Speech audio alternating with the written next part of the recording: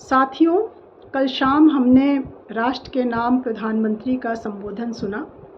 अपने संबोधन में उन्होंने महिलाओं को आरक्षण न मिल पाने के लिए विपक्ष को दोषी ठहराया और कहा कि मैंने विपक्ष से अपील की कि महिलाओं को उनका हक मिल जाने दीजिए।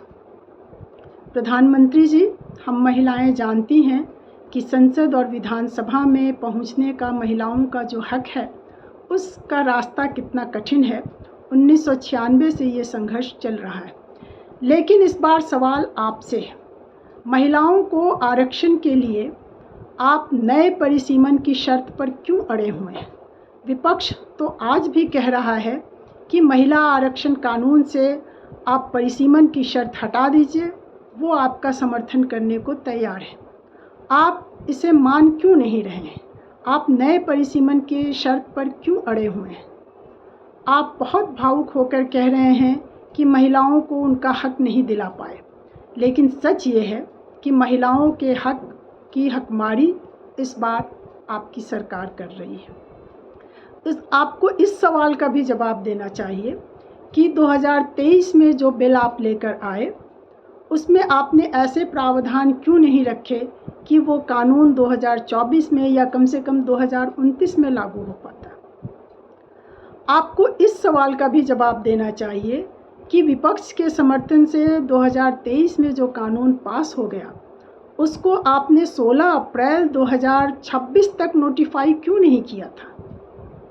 आपको इस सवाल का भी जवाब देना चाहिए कि जिस कानून के पास होने पर 2023 के कानून के पास होने पर आप उसका श्रेय ले रहे थे, उसी कानून के खिलाफ आप 16 अप्रैल 2026 को क्यों खड़े हो गए हैं?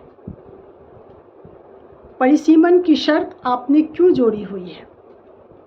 सच तो ये है प्रधानमंत्री कि महिलाओं का इस्तेमाल कर आप इस देश के संविधान में अपने मन मुताबिक परिवर्तन करना चाहते हैं।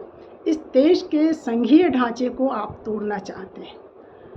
न तो 2023 में आप महिलाओं को आरक्षण देना चाहते थे, न 2026 में आप महिलाओं के आरक्षण के पक्ष में खड़े हैं।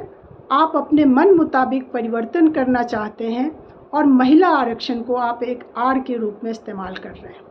अगर आप वास्तव में महिला हितैषी हैं तो अभी भी समय है कि आप महिला आरक्षण से परिसीमन की शर्त को हटा दीजिए और इसे 2029 के चुनाव में लागू करने लायक बना दीजिए। लेकिन हम महिलाएं जानती हैं कि आप ऐसा नहीं करने जा रहे हैं। आप कल बहुत भावुक होकर महिलाओं से माफ़ी मांगने का नाटक कर रहे थे, लेकिन इस बार सच ये है कि महिलाएं आपको माफ़ नहीं करेंगी। इतिहास में आप एक झूठे और भ्रम फैलाने वाले प्रधानमंत्री के रूप में याद किए जाएंगे।